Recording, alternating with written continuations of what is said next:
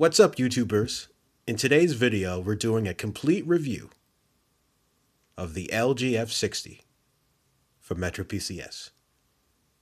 First off, let's take a look at design and build quality. On the back, you have a soft touch plastic material, not quite the fingerprint magnet that glossy plastic is, which is nice. At the top here, you have a 5 megapixel camera, LED flash, speaker grill on the bottom, the micro USB charging port for data syncing, as well as a microphone for voice calls. On the right hand side, you have your power button. At the top, you have your 3.5 millimeter headphone jack and a noise cancellation microphone, which is going to be nice, especially if you're taking calls in noisy places. On the left hand side, you have the volume down and volume up keys.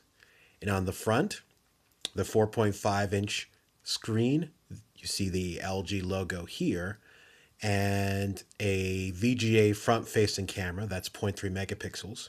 That blinking light that you see is the proximity sensor. It's actually not visible in person, but the camera picks it up.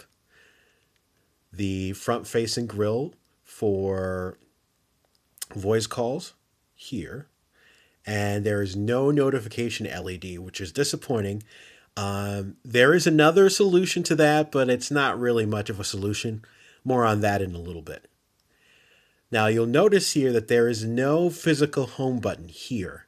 The reason for that is that this phone uses the virtual navigation buttons that's common since Ice Cream Sandwich, as you can see here. Now let's get to the UI. Now, as you just saw here, there are two ways of waking up the device. You can either press the power button or you can double tap the screen. That double tap is what LG describes as a knock on, knock off. So you can wake up your screen that way, and you can also put the device to sleep that way as well. Okay, let's wake it up. As you can see here, you have your virtual navigation keys, back button, home button, and also your recent applications. Now, with recent applications, you press and hold that, and that also brings up another menu to change your home screen, lock screen, your system settings, and whatnot. This is LG's Optimus UI, customized on top of Android 4.4.2 KitKat, as we'll see here in the About phone. Real quick, go to Software Information, Android 4.4.2. We'll engage in that little Easter egg. As you can see, Android 4.4.2. One thing about the user interface is that it is very, very customizable. Right down to, you can change the color of the folders. I have a black wallpaper, so I've chosen to use a black color for my folders. You can choose any number of colors, whether you choose from the stock wallpaper or you choose from a wallpaper from one of your pictures. You'll be able to customize the icons and the folders to better match the aesthetics of your wallpaper, which is a nice touch. You can also change the different number of home screens, which is a nice addition where you don't see in stock Android. Just simply pitch to zoom on the home screen. You have your app drawer here. The UI feels very, very smooth, responsive, fluid. There's very little, or should I say, not really any lag whatsoever. Okay, if you go down, you have your drop-down notification menu. You have your notifications here, in which you can swipe to clear, and you can also adjust the brightness of your device from here as well, automatically. Don't need to go into settings. You also have your quick settings toggles here, which you can change. And then you also have what's called Q Slide apps. And what that does is that allows you to run two apps, one or up to two apps simultaneously on the screen. Let's go to calendar as well. So if you're using another program and you want to check your calendars, the web, or watch a small version of a movie, you can do that with QSlide. Depending on the person, it may not be as useful depending on, how you use your device, but it's a nice option to have. And you can also clear this too by disabling the QSlide toggle switch here in the quick settings. And also what's good about the quick settings is you can edit which quick settings you want. What's powering the F60 is Qualcomm's Snapdragon 400 processor. It's a quad-core 1.2 gigahertz A7 processor powered by the Adreno 305 that handles graphics. It's an excellent processor. It's the same processor that you see in the Moto G. And many of the mini flagship versions, the S5 Mini and the HTC One Mini 2, all use the Snapdragon 400 processor. Apps open quickly and they close quickly as well. And gaming performance is excellent and it handles 1080p video easily. In fact, let me give you a gaming demo very quickly. This is Real Racing 3.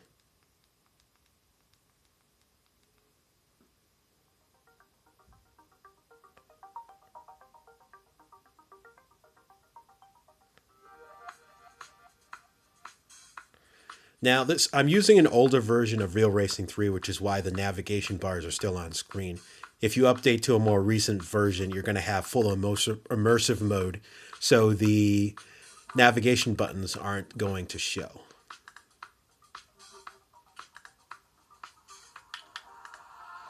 Okay. Let's see.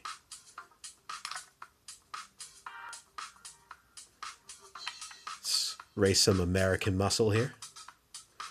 Let's see. Let's go with the speed snap. Now, one thing you'll notice here is even on the ultra high graphics setting for Real Racing 3, the game runs smoothly and loads quickly.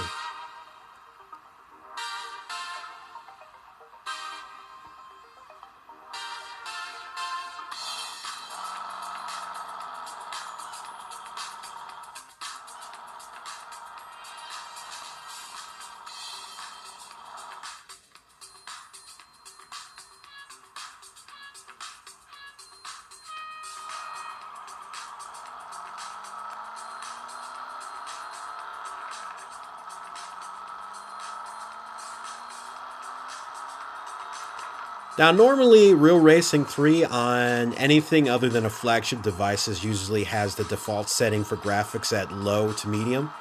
But you can download an app called Real Racing 3 Graphics in the Google Play Store, and you can adjust the graphics of the app yourself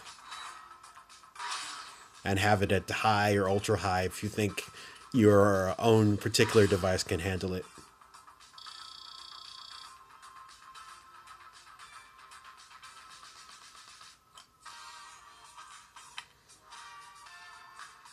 Okay, we'll continue.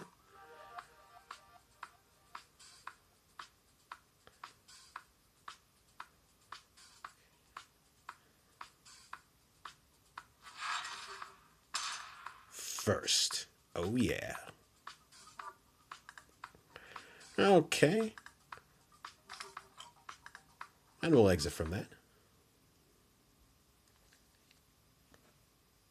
So as you can see, the overall performance with the Snapdragon 400 processor is just excellent. Let's take a look at web performance. Here on the Wi-Fi here. Okay. Let's go to GSM Arena. That should be one of the selections here.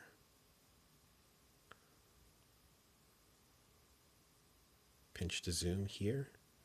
And let's go to GSM Arena. Great website for all the latest mobile gadget news and whatnot. Let's go to the desktop version and see how well it handles this website here. Okay, everything loads here, and as you can see here, pinch to zooming is quick.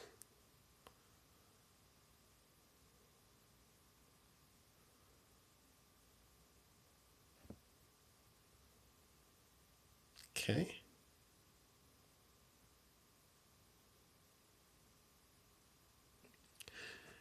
And as mentioned before, the screen here in the front is a 4.5-inch screen.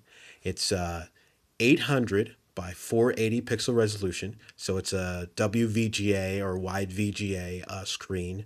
Pixel density of 207 ppi, sub HD, even sub quarter HD, but the IPS LCD panel on the F60 has beautiful, or should I say vivid, color reproduction, great viewing angles,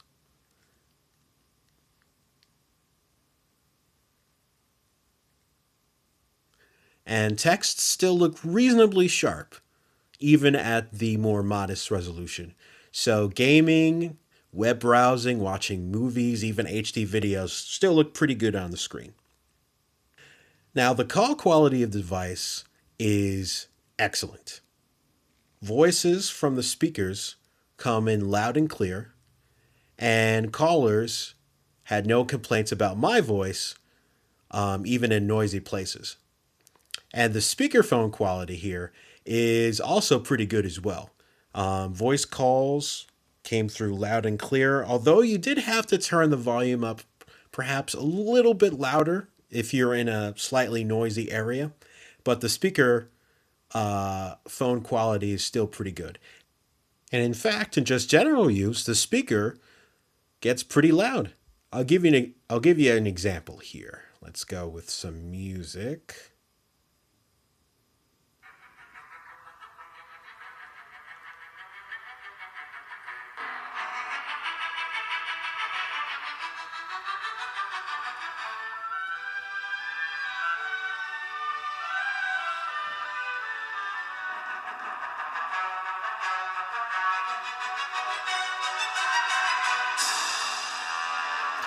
One thing that's good about the speaker is it doesn't have that tinny metallic sound that many mono speakers on the back of other cell phones have. The sound is actually pretty good. It's a little warmer. You can actually feel a little bit of the bass if you're playing bassy music.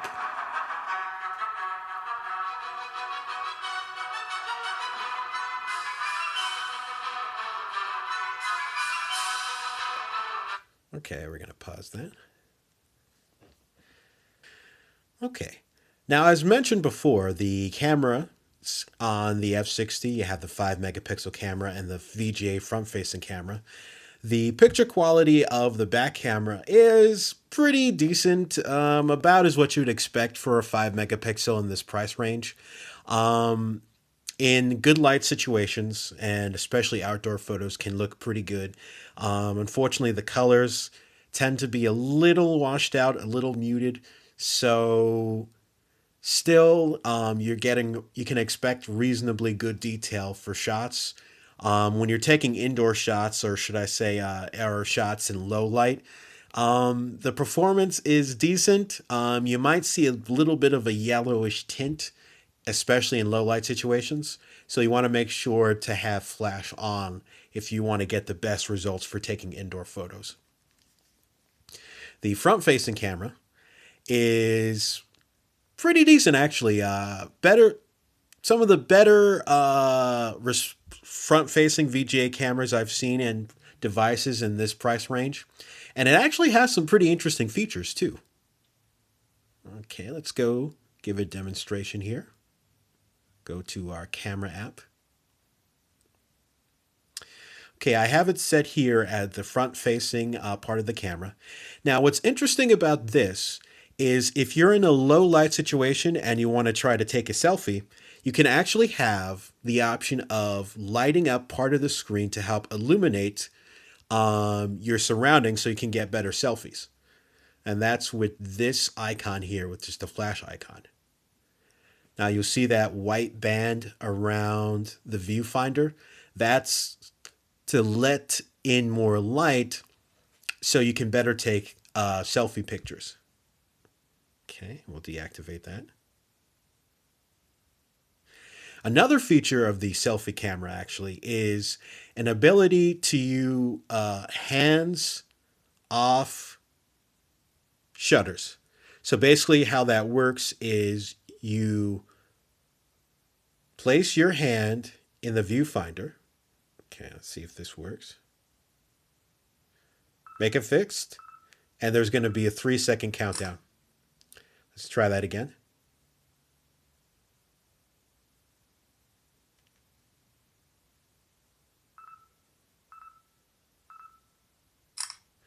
So it's kind of a useful feature if, let's say, you're in a situation where you have a shot that you would rather not have to actually touch the phone, and you can use your hands, this hand gesture, to set yourself up for selfies. Okay, let's move our way out of that. Another feature about the back camera is that it has the ability to take full 1080p video at 30 frames per second. And that video is super smooth even in low light situations. That was one thing that's an improvement over the One Touch Fierce, is that not only does it shoot 1080p video, but the 1080p video is always smooth regardless of the lighting conditions of the videos that you're taking, which is a definite plus. Okay. Now let's talk about battery life. Now, the battery that powers this phone is a 2,220 milliamp hour battery.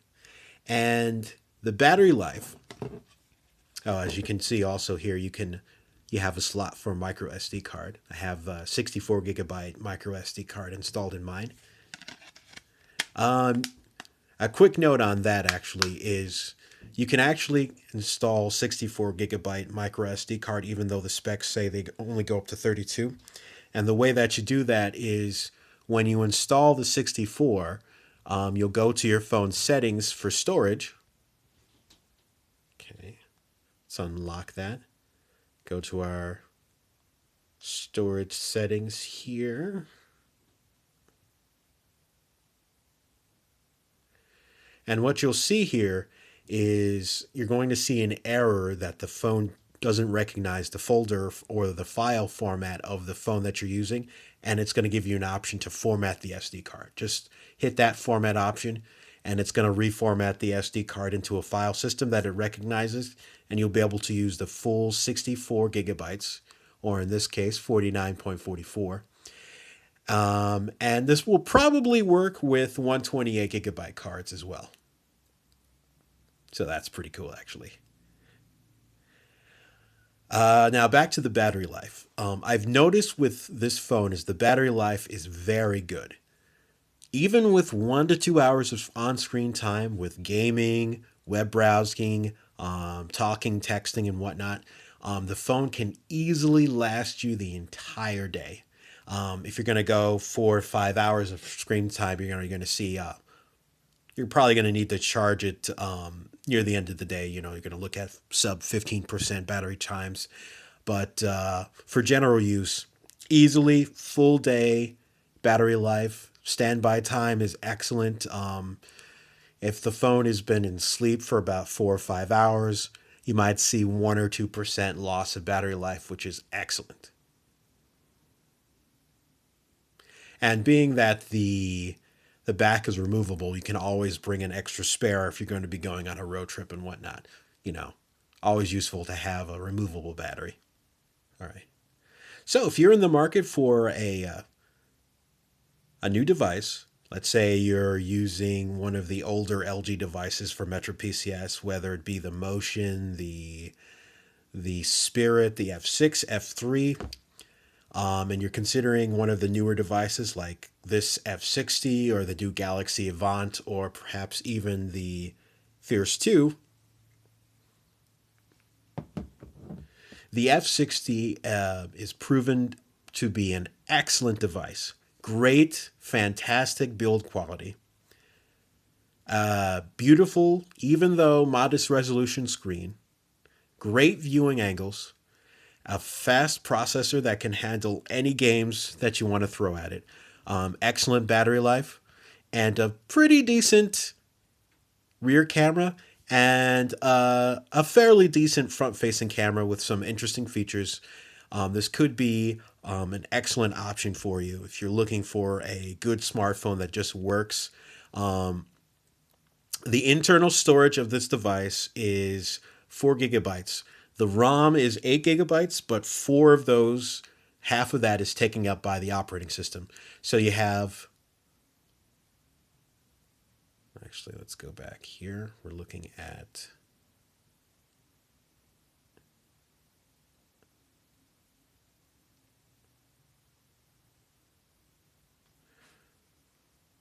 okay.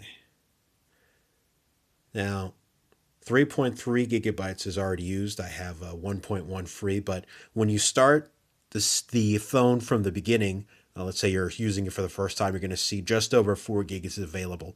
So it's nice that you have some space to start with to install some apps. Unfortunately, unlike the Fierce 3, you can't natively install large apps and games on the SD card. It has to be installed on the internal SD card. And unfortunately, if you're a person who likes to tinker with your device, a root method hasn't been found for it yet. But at least you do have the 4 gigabytes. So you do have some leeway in terms of how you're going to maximize your storage, as some apps are manually movable to the SD card, at least the core application data. Now, about the lack of LED flash, there is somewhat of a solution, not really much of a solution. Basically, what it is whenever you get a phone call, a text message, or any kind of app notification, the LED flash on the back of the phone will flash a few times, once, and that's it. It doesn't continue flashing to let you know that continuously to alert the user to notifications like a front-facing LED does. It only flashes once, which really isn't all that useful, especially if you missed the flash the first time. And to activate that, you would go to down all the way into accessibility and the settings menu. And if you scroll down, you're going to see flash alerts. They'll say flash will blink for incoming calls and notifications. Just check that. But like I said, it flashes once, a few times once, and that's it. So not very useful, but still better than nothing, I suppose. And one last thing, which is a benefit to the Snapdragon 400 processor, is that this is a LTE enabled device. So you're getting full blown 4G speeds. For example, I did a quick test in my area, and I got an average anywhere from about 15 to 25 megabits download and 5 to 10 megabits up, which are excellent speeds. So downloading apps, uploading content to YouTube and other web pages, using the data network, especially if you have the generous unlimited plan on Metro PCS, cinch, no problem. Further enhances the smartphone web browsing YouTube experience. And there you have it for the LG F60. If you have any questions, feel free to leave a comment down or any concerns, and I'll try to answer all of them. Thanks for watching, and see you next time.